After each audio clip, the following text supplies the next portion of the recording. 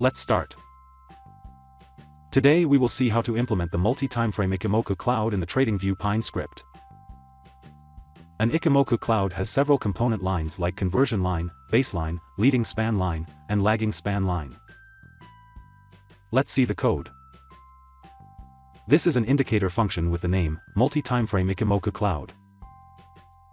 First, we take the user inputs for various Ichimoku cloud components lines and the timeframe input. Then we create a function that calculates the average of a given Ichimoku component line. Then we calculate the conversion, base, leading span, and lagging span lines. Then we calculate the higher timeframe values of all these lines. For that, we call the request.security function.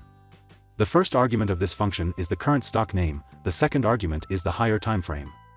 The third argument is the data to retrieve from the higher timeframe.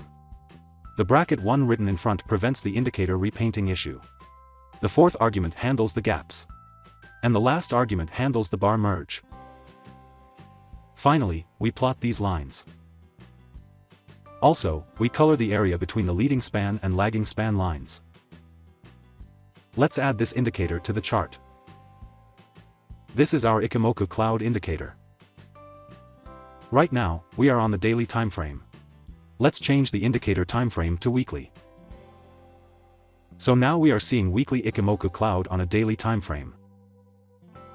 So that's it. That's how you can create a multi-timeframe Ichimoku cloud in the TradingView Pine script. Thank you.